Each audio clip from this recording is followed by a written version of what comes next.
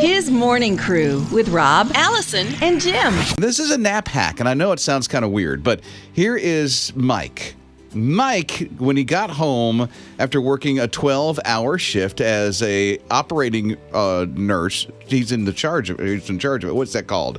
An operating room charge nurse. Yeah. That's right. Okay. Yeah, whatever. So, so when he came home, he saw that his wife, Monica, was struggling with the kids. She's trying to get out the door. They're not letting her out the door.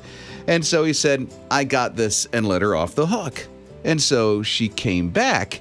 And I'll just simply share what she wrote on her post. And she said this: when I got back, I called my son to help me with the groceries, and he begged me to be really quiet.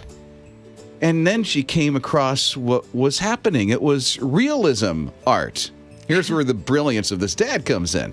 When I walked in, they were all sitting quietly, drawing my husband asleep on the couch. And when I asked what they were doing, they said, Dad promised a chocolate bar to the person who had the most complete drawing, and said if we were loud and woke him up, that would have to, he'd have to move and they start all over again. So apparently Brilliant. that probably happened a couple of times. That's a nap hack. That's so you get a brilliant. nice hack. And then there's an activity to do when your kids are bored. Well, and mind you, none of those children are toddler age where they could get into trouble. So all of them are the old enough age that they'll sit there and draw him. It's not Exactly. dangerous. Yeah. The toddler's not going to get Yeah. loose and get into something Yeah. because there is no toddler. So good point. Yeah. Otherwise, as a mom, I'd be a little scared. Yeah, right? Rob did that to us one day at work.